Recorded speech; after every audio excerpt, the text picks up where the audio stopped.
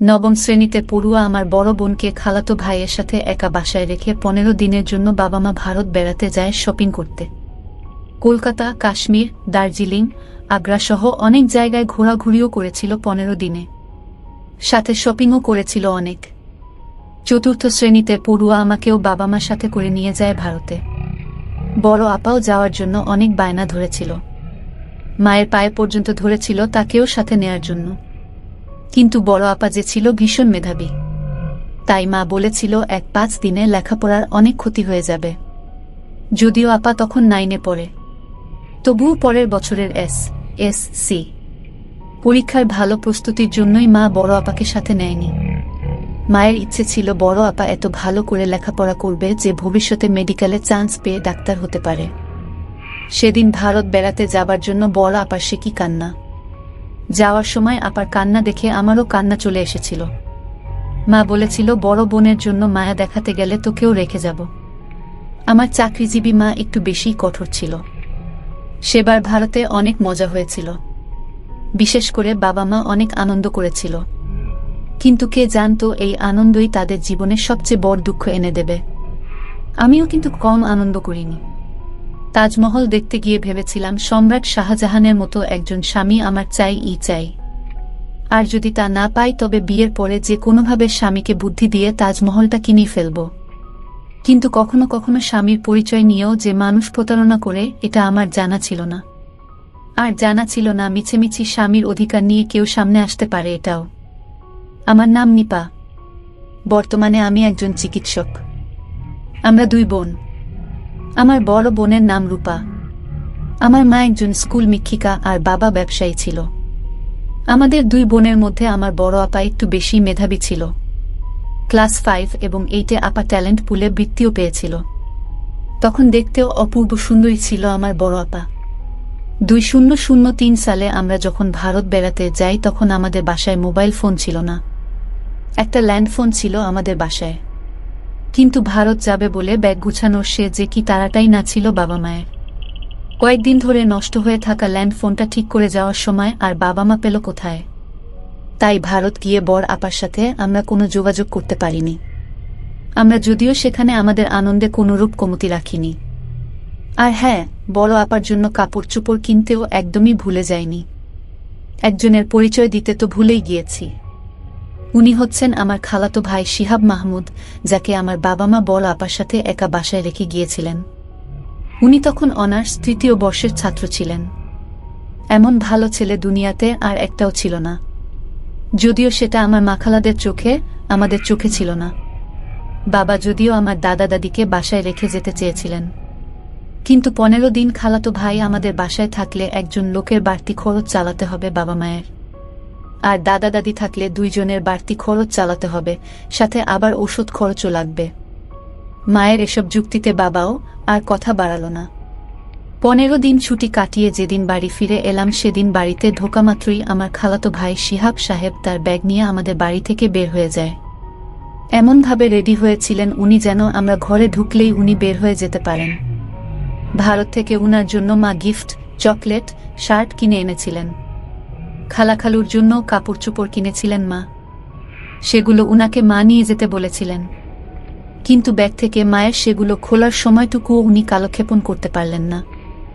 উনার সামনে পরীক্ষা আছে বলেই হনহন করে বেরিয়ে গেলেন। সত্যিই কয়েক মাস পরে উনার পরীক্ষাও ছিল। ওইদিকে বড় আপাকেও আই ওয়ান্ট ডিভোর্স। একটা হাঁটুর বয়সী অশিক্ষিত গ্রামের গাইয়া মেয়ের সাথে একই ছাদের তলায় আমি বসবাস করতে পারবো না। তুমি আমার যোগ্য না, আর না কখনো আমার যোগ্য হয়ে উঠতে পারবে। সবাই যখন আমার বউ দেখতে চাইবে তখন লজ্জায় মাথা কাটা যাবে আমার। তোমাকে কখনো আমার বউয়ের পরিচয় সবার সামনে দাঁড় করাতে পারবো। তাই আমি ডিভোর্সের সিদ্ধান্ত নিয়েছি। বাসর রাতে ঘোমটার আড়ালে থেকে কোনো পুরুষের কণ্ঠে ডিভোর্সের কথা শুনে বাকরুদ্ধ হয়ে গেল সুরা। সে অশিক্ষিত হলেও ডিভোর্সের মানে জানা আছে তার, যাকে গ্রামের মানুষেরা তালাক বলে। এই তালাক শব্দটা তার জীবন থেকে সমস্ত সুখ শান্তি কেড়ে নিয়েছে, বঞ্চিত করেছে বাবা মায়ের আদর ভালোবাসা থেকে। তার যখন 6 বছর বয়স কোনো কারণে তার বাবা মায়ের ডিভোর্স হয়ে যায়, অথচ তার বাবা মায়ের লাভ ম্যারেজ ছিল। সুরা লোকমুখে শুনতে পেত তার মা নাকি তার বাবাকে ডিভোর্স দিয়ে অন্য একটা লোকের সাথে বিয়ে করে নতুন করে সংসার পেতেছেন। সুরা ছোট হলেও বুঝতে পারত তার মায়ের নামে মন্দ কথা বলছে লোকজন, কিন্তু মুখ বুজে সহ্য করা ছাড়া আর কিছু করার ছিল না সুরার। লোকে পরামর্শ দিয়েছিল সেলিম শেখকে দ্বিতীয় বিয়ে করার, কিন্তু তিনি সুরার কথা চিন্তা করে দ্বিতীয় বিয়ে করতে অস্বীকার করেন। বাবার আদর ভালোবাসায় মা ছাড়া বেড়ে উঠতে লাগল সুরা। তার বাবা সেলিম শেখ কখনো তার চোখে পানি আসতে দেয়নি। বড্ড ভালোবাসত তার সুরাকে, কিন্তু সুরার কপালে যেন সুখ সহ্য হল না। সেলিম শেখ বিদ্যুৎ অফিসে চাকরি করত, আর সেই বিদ্যুৎই তার বাবার প্রাণ কেড়ে নেয়। বাবা মাকে হারিয়ে একা হয়ে পড়ে 6 বছরের সুরা। তার মায়ের লাভ ম্যারেজের কারণে তার নানা নানি মামাদের সাথে তাদের কোনো প্রকার সম্পর্ক ছিল না। ছোট্ট সুরা কার কাছে যাবে, কি করবে কিছুই বুঝতে পারছিল না। এমন সময় তার দুঃসম্পর্কের কাকা মনিরুল শেখ তার দিকে সাহায্যের হাত বাড়িয়ে দেয়। সুরাকে নিয়ে আসে নিজের গ্রামের বাড়িতে, কিন্তু তার ছিল অভাবের সংসার। ঠিকমতো 2 বেলা 2 মুঠো ভাত ও জুটত না তার। একে তো সংসারে অভাব অন্টনের মধ্যে আবার সুরাকে তাদের পরিবারে নিয়ে আসার জন্য মনিরুল শেখের স্ত্রী রহিমা বেগম যেন তেলে বেগুনে জ্বলে ওঠে। তিনি অকথ্য ভাষায় গালিগালাজ করতে থাকেন মনিরুল শেখকে। সুরাকে ঠিকমতো 2 বেলা 2 মুঠো পেট ভরে খেতে দিত না। পান থেকে চুন খসলেই গরম খুন্তির ছ্যাঁকা দিত। সব সহ্য করা ছাড়া আর কোনো উপায় ছিল না সুরার কাছে। প্রতিনিয়ত কাকির অনাদর, অবহেলা, অত্যাচার, নির্যাতন সহ্য করে বড় হতে থাকে সুরা। হঠাৎ ঘোমটার আড়ালে থাকা পুরুষের মুখে আবারও তালাকের কথা শুনে অতীত থেকে বাস্তবে ফিরে আসে সুরা। লোকটার মুখে তালাক দেওয়ার কথা শুনে বুঝতে পারল এই লোকটা তার বর, যার সাথে আজ সে বিবাহ বন্ধনে আবদ্ধ হয়েছে। কিন্তু তাকে দেখার সৌভাগ্য হয়ে ওঠেনি তার। সুরা দেখতে নজরকাড়া সুন্দরী না হলেও যথেষ্ট সুন্দরী বলা চলে। ডাগর ডাগর চোখ, হাঁটু পর্যন্ত ঢেউ খেলা চুল, 5 ফুট 2 ইঞ্চির হালকা পাতলা গড়নের মিষ্টি একটা মেয়ে। সে জানে তার বিয়ে একটা বুড়ো 2 বাচ্চার বাপের সাথে ঠিক হয়েছিল। অবশ্য সুরার কাকা এই বিয়েতে রাজি ছিল না, কিন্তু সুরার কাকির লোভ আর জেদের কাছে হার মানতে হয়েছে তার। সুরার যার সাথে বিয়ে ঠিক হয়েছে লোকটা এলাকার চেয়ারম্যান।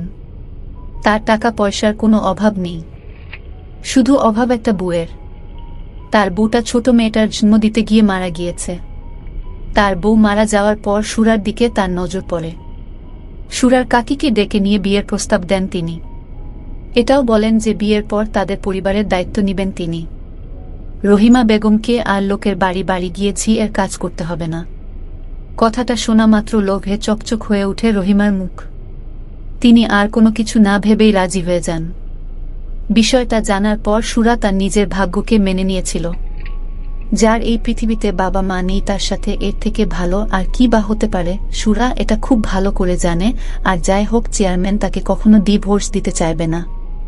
কিন্তু লোকটার মুখে ডিভোর্সের কথা শুনে সুরা তৎক্ষণাৎ ঘুমোটা ফেলে দিয়ে ডাগর ডাগর চোখে তার সামনে থাকা লোকটার দিকে তাকিয়ে যেন চমকে উঠল। সে মুখে হাত দিয়ে একটু জোরেই বলে উঠল, ও মোর খোদা, এ কি সুন্দর বেড়া মানুষ! এই সুন্দর বেডা মানুষ তুই কি আমার বর রে? আমি তো ভাবছিলাম আমার হয়তো কোনো বুড়ো ভুঁড়িওয়ালা লোকের সাথে বিয়ে হয়েছে, কিন্তু এখন তো দেখছি তুই অনেক সুন্দর রে, এককালে সিনেমার নায়কের মতো। সুরার মুখে তুই তোকারি শুনে রেগে আগুন হয়ে গেল সাফায়াত দেওয়ান। সে কখনো ভাবেনি একটা হাঁটুর বয়সী মেয়ে তার সাথে এইভাবে তুই তুকারি করে কথা বলবে। সাফায়াত দেওয়ান রেগে গর্জন তুলে বলল, হাউ ডেয়ার ইউ! তোমার সাহস হয় কি করে আমার সাথে তুই তুকারি করার? তুমি জানো আমি কে? মনে হচ্ছে তুই আমার বর। কিসের বর? হ্যাঁ, কিসের বর? আমি তোমার বর নই। আমি মানি না এই বিয়ে। খুব শীঘ্রই আমি তোমাকে ডিভোর্স দিয়ে দিব। আবারও ডিভোর্সের কথা শুনে চোখ জ্বলে উঠল সুরার। সুরা বিছানা থেকে নেমে সাফায়াতের দিকে তেড়ে এসে বলল, ডিভোর্স যখন দিবি তখন বিয়ে করছিস কেন আমারে? বিয়ে করার আগে মনে ছিল না তোর? আমি কি তোর পায়ে ধরে কইছিলাম যে আমারে বিয়ে করো? কইনি তো এমন কথা, তাই না? তাহলে আর একবার যদি ডিভোর্সের কথা বলিস তোর মুখ আমি ছিঁড়ে দেব। এই আমি বলে রাখলাম। তুই সুরাকে চিনিস না। সুরা কি জিনিস? তোমার মতো বেয়াদব মেয়েকে চেনার কোনো ইচ্ছাও নেই আমার। সাফায়াতের কথা শুনে সুরা তৎক্ষণাৎ তার শাড়ির আঁচলের নিচে থেকে একটা ছুরি বের করে সাফায়াতের দিকে এগিয়ে যেতেই সাফায়াত বলল, আরে আরে কি করছোটা কি? হা হা হা, সুন্দর বেডা মানুষ বুঝি ভয় পাইছে? এটা তোর জন্য না রে, এটা সাথে রাখছি ওই বুড়োর জন্য, যার সাথে আমার বিয়ে ঠিক হয়েছিল। ভাবছিলাম বাসর রাতে বেডার বিয়ে করার শখ মিটিয়ে দেব, কিন্তু তোর জন্য আমার সেই ইচ্ছাটা পূরণ হলো না। তোমাকে তো ভেবেছিলাম তুমি হয়তো গ্রামের মেয়ে, সহজ সরল হবে, কিন্তু না, আমি ভুলছিলাম। তুমি একটা বিচ্ছুর থেকে ও ভয়ঙ্কর ফালতু একটা মেয়ে। আর একটা কথা যদি তোমার ওই মুখ দিয়ে বের করো, তাহলে কিন্তু তোমার খাবার খাওয়ার জন্য নকল দাঁতের ব্যবহার করা লাগবে। আমি গ্রামের মেয়ে হতে পারি, কিন্তু অবলা নারী না। তুই আমাকে অত্যাচার নির্যাতন করবি, আর আমি বসে বসে কি তোর সুন্দর চেহারা ধুয়ে পানি খাবো রে? আমি সোজা পুলিশের কাছে চলে যাব, তোর নামে মামলা দেব, তখন বুঝতে পারবি কত গোবরে কত গন্ধ। লাইক সিরিয়াসলি, তুমি আমাকে পুলিশের ভয় দেখাচ্ছ? এই সাফায়াত দেওয়ান কে, যে কিনা নিজেই একজন পুলিশ অফিসার? পুলিশ অফিসার কথাটা যেন সুরা ঠিক হজম করতে পারল না। ততক্ষণাৎ সুরা জ্ঞান হারিয়ে সাফায়াতের বুকে ঢলে পড়ল।